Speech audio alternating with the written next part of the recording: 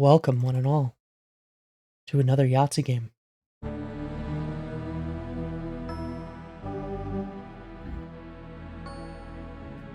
Trilby's notes.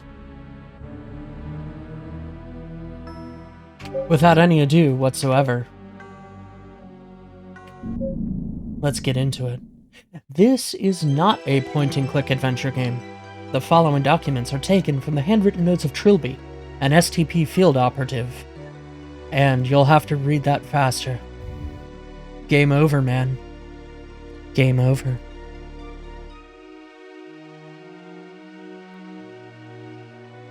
That's what I thought as I stood and watched DeFoe Manor collapse into flaming ash. The ordeal was over. Those 5 days cost us all so much. Philip and AJ paid with their lives. They were the fortunate ones. Jim Fowler was expelled from school for truancy, a bright future in tatters. Up in smoke. Simone Taylor took to the bottle. Her broadcast became slurred, her eyes hollow and unwelcoming. She soon vanished from television screens. As for me, I tried to return to life as a cat burglar, but I had been forever tainted by my time spent in that wretched house. The memories of my possession came back in my nightmares.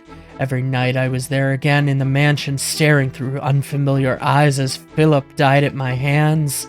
I became convinced that John DeFoe was not at rest and that someday he would return. For me. I became so terrified of invisible enemies that I forgot about the tangible ones. Whoops! 2 slow, miserable years after DeFoe Manor, a barrage of truncheon blows taught me a harsh lesson in reality, and I woke up in the kind of filthy cell I assumed would be my new home.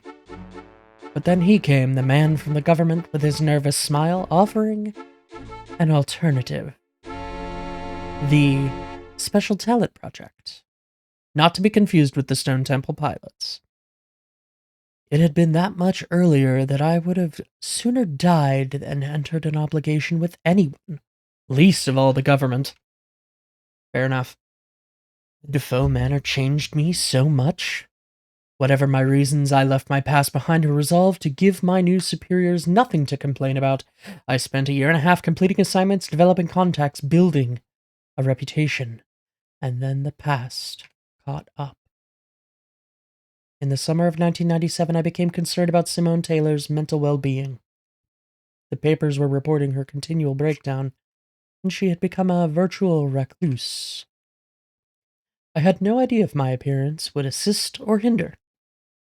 I had, after all, deliberately allowed her to think me dead. Presumably, she knew differently now after the media coverage of my arrest, but I would expect her to be bitter about my subterfuge. On balance, I decided that meeting with an old friend would most likely be beneficial. I came to her apartment building on a warm, stormy night and braced myself for the encounter. So as I said, this is not a point-and-click adventure game. This is actually a computer, like a keyboard-based game. So we have to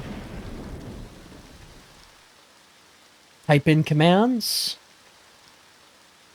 Simone's apartment building was gripped by a thick smell of musty, unwashed carpets. It perplexed me that a celebrity would choose to live in such low-rent accommodation. I had no business with Simone's neighbor.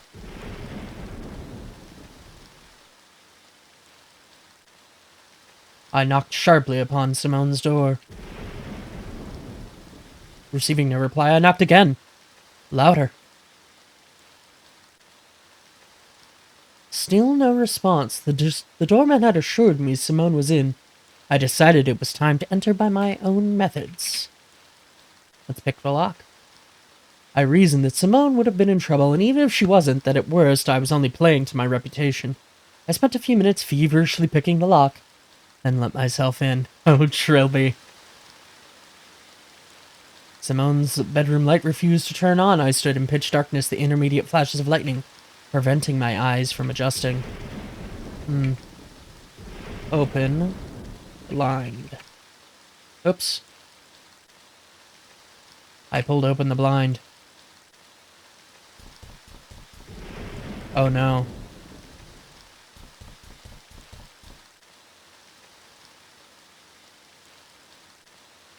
body on the floor was undoubtedly Simone. I felt for her pulse and my hands came away, stained with long, cool blood. My fingers traced the outline of a large wound in her torso slashed by a big weapon wielded by a big assailant. I called for an ambulance, as futile as it would be, and I left before they arrived. Due to me being a clear murder suspect, I was relieved from duty for the week it took for the Ministry of Occultism to inspect the flat and confirm supernatural activity. My superiors simultaneously apologized and assigned me to investigate if there was a connection to the DeFoe manor incident. Merely reading those 3 words, capitalized on the front of a loose-leaf file, brought the nightmares back with more intensity than ever. Sure enough, a field agent reported that looters had discovered and sold several artifacts from the mansion, including the wooden idol that housed John DeFoe's soul. To my surprise, no murders had been reported or committed by anyone who had come into contact with the accursed trinket. I did not find this reassuring. I quickly advised James Fowler to go into hiding. He was stunned but agreed. The boy had sense and still respected my judgment. This done, I began following the idol's trail from the pawn shop it had entered the possession of one Professor Abed Shahal, an authoritative historian. Shahal, we know that name. We know that name.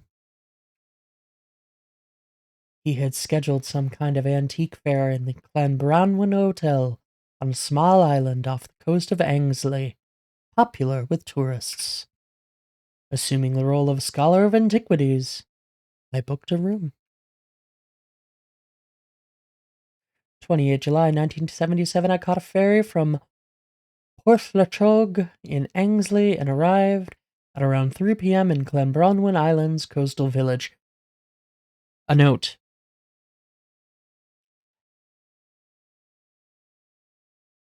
I'm not entirely certain what region of Great Britain this is supposed to take place in.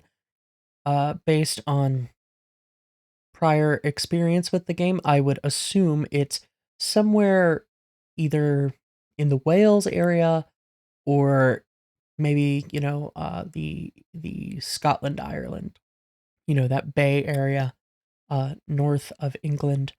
And so I will just say that a lot of the names for the region are, I believe, in Celtic, and I don't know Celtic or Gaelic or Welsh. So if I mispronounce them, I'm sorry. I'm doing my best. It seemed a peaceful hamlet, and in defiance of the stereotype, the locals were welcoming and told me no local legends to dissuade me from exploring the island. The Clanbronwyn Hotel was the island's center, surrounded by forest. You're Trilby, right? Oops, that depends. My name is Lenkmann. I'm with the Ministry of Occultism. Oh? I thought the Ministry were clear on the fact that I was handling this on my own. Maybe there are still people who don't trust you, Mr. Trilby. No, Mr. Bond, I expect you to die. I haven't stolen anything since I joined the STP. Your colorful past is not what concerns my superiors. It hasn't gone unnoticed that your history with the DeFoe Wraith influences you psychologically. I'm sure you could resist it, but it could still cause you to act irrationally. Disobey orders. Everyone just feels a little safer with someone else on the ground. Do they? Very well, Trilby. You maintain that absolute professionalism. Indeed, let's keep out of each other's way, pursue separate investigations. That way we can determine if you truly are an ally. I watched him disappear around the corner of the building. I very much doubted that Lenkmann and I would become friends. The Clanbronwyn hotel lobby was a warm welcome. The building was certainly well maintained, and there was something about it that nagged at my mind, quickening my pulse. I dismissed the sensation and act, which in retrospect I would come to regret. I recognized that painting. Terence Railby. I have a reservation. Really, Trilby? Terence Railby?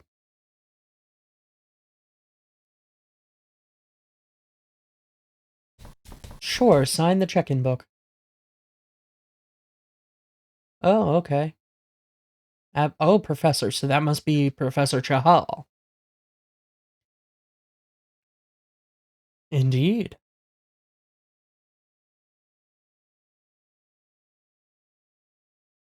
Railby. Terence Railby. Oh, you don't remember me. No, no, of course, of course, of course. People will say anything to keep from being embarrassed. Of course they were. That's fair. I was quite the absent-minded professor myself, as my students will attest. And completely useless without my coffee.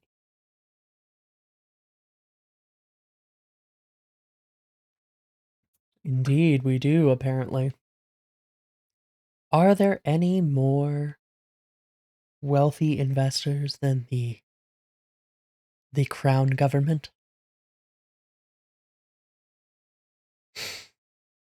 I don't know. What remained of Professor Shahal's suspicion melted away from his expression as the opportunity to make money entered the conversation. Indeed, we wouldn't want to damage our professional status. Let's go for some drinks. Oh, we wouldn't want to impose. Indeed, we'll take our room key, thank you.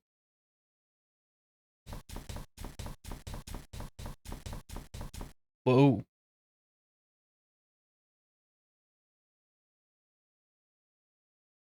Shaban.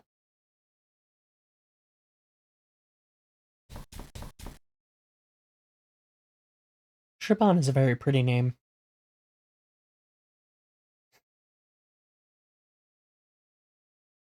Yes, indeed. That's an excellent question.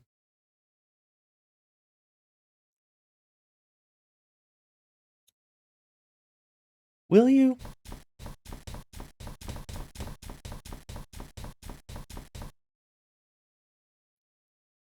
Are we interested in ghost stories?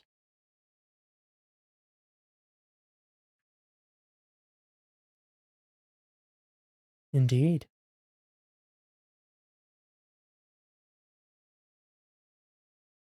Is it?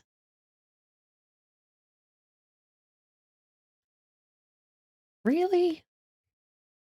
I... Hmm. Shaban O'Malley. Couldn't be more Irish if it tried.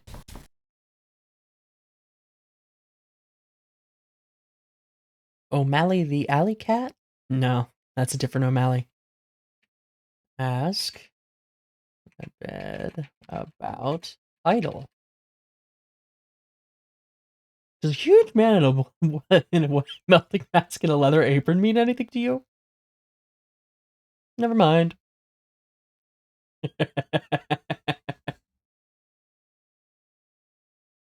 Resembling a rather ugly tribal god.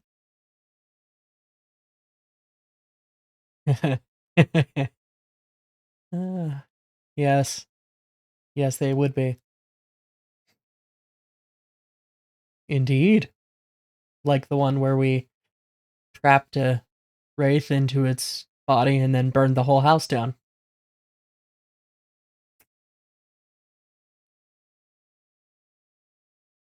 Oh, it's being kept in the hotel safe. Perfect. Sure. Oh.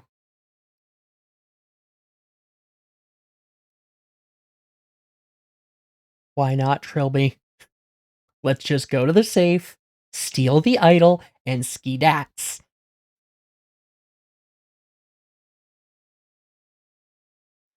Indeed.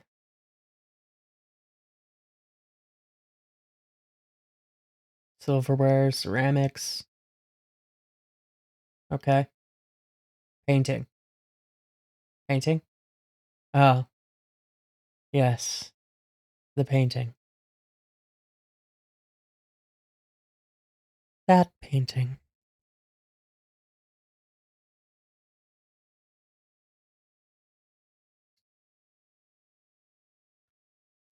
I wish she hadn't.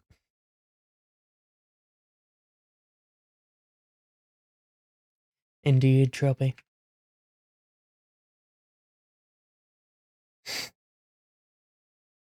Well,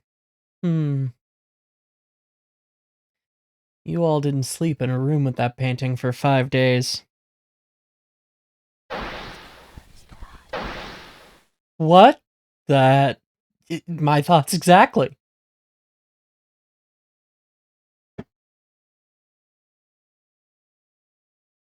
Say hello to the tall man.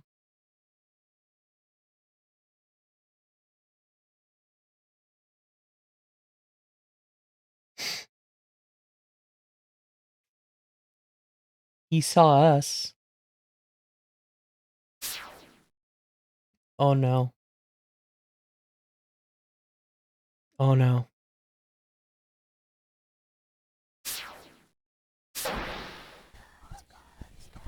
His body is here, his soul is not. Was I going out of my mind? Was the hotel really changing? Some nightmarish twin? Was I the only one who could see it? If I was hallucinating, it was too complex. The harsh wooden floor beneath my feet felt real enough.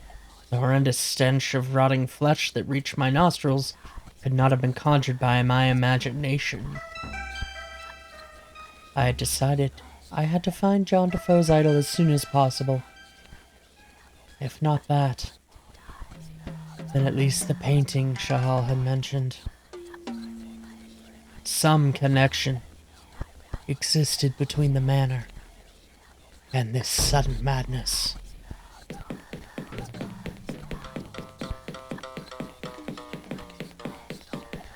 The whispering doesn't stop, by the way. Run.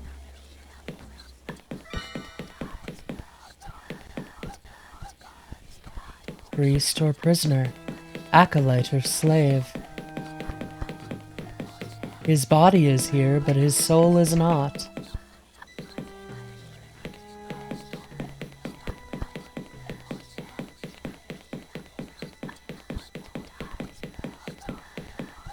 This is as fast as Trilby moves in this game. And you do need to stop halfway up the stairs and readjust him. Man. Not man.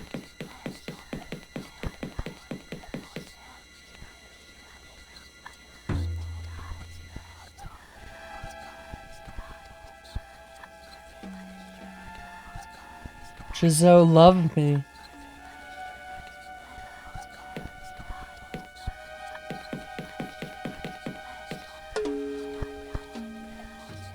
That door was stuck shut.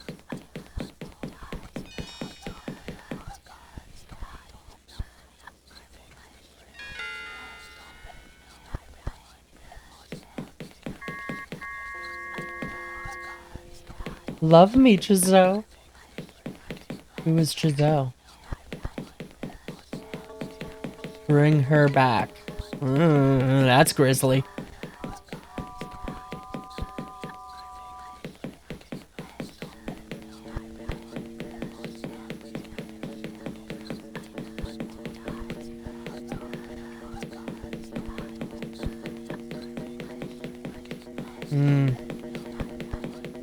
Gotta love the ambiance.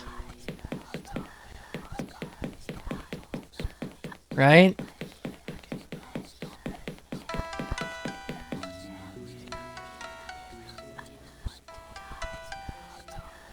There was a headless corpse. Young, muscular man, I hazarded, and was wearing some kind of old-fashioned military uniform. Blue tunic and riding boots. His head was missing, and his hands were worn down to bloody wads of flesh and bone. Look. Pages. They appeared to be entries from a diary. Felicia and I took shelter from the storm in a decrepit old hotel in the forest. Huh.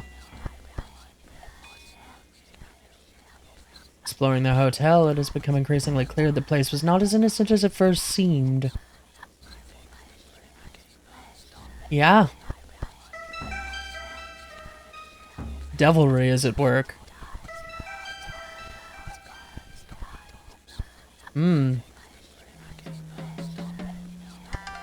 Oh my.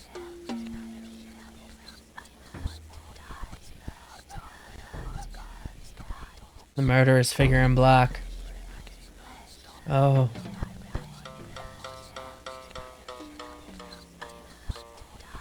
I built a shrine to my captor in the lobby. I have no more food. I am certain my mind is going. Oh my.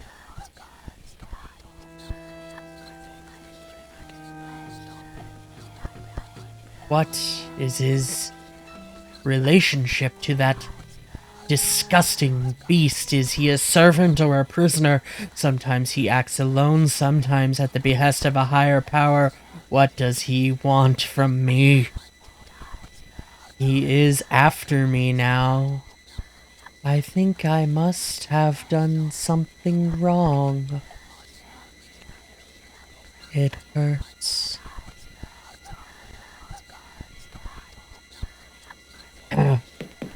Let's just go.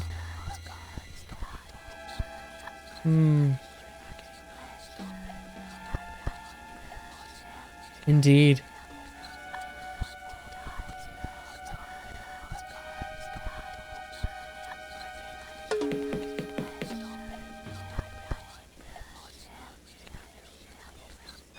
Uh-huh.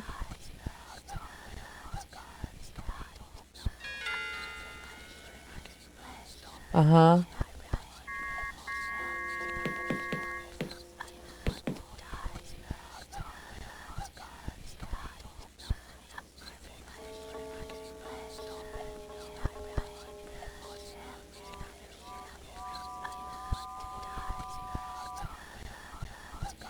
Pain.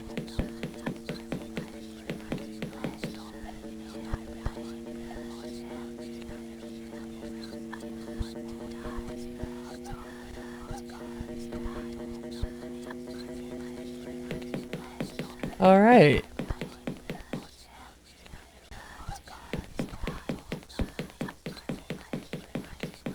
Just ignore the satanic imagery here, people. Oh. It's you.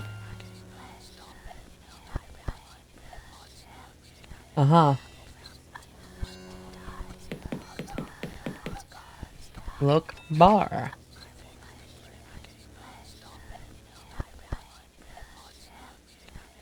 Take pliers. Use pliers. Use pliers on game. Use pliers on wires. Use pliers on cabinet. Huh.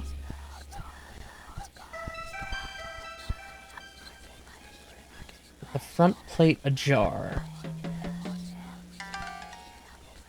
Use pliers on plate.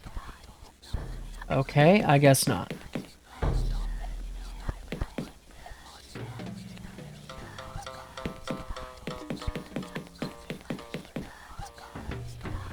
Hit E. Okay. Let's look at this door.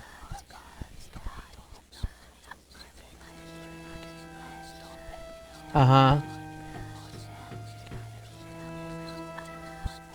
Uh-huh. We need pliers on boards. Okay. What is this?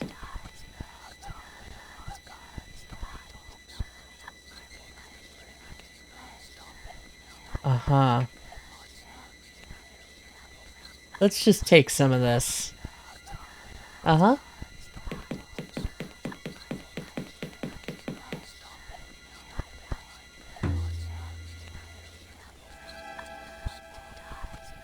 Six-inch nails.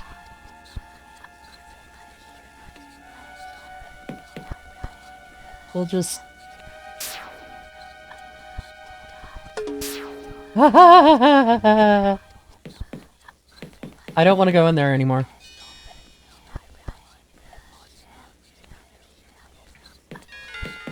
Oh, I guess we don't have a choice.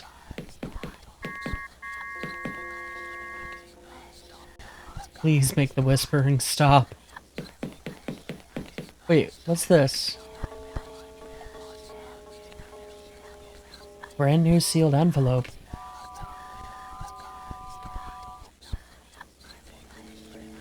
It was addressed to me. White pill bottle and a note. If you're reading this, then you too have seen the hotel change. Oh no.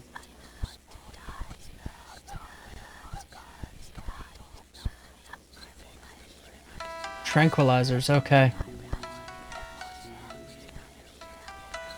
Lenkmann.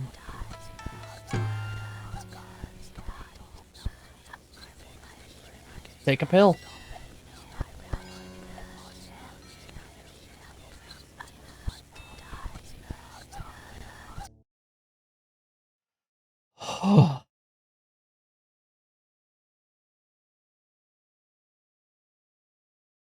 What awaits us?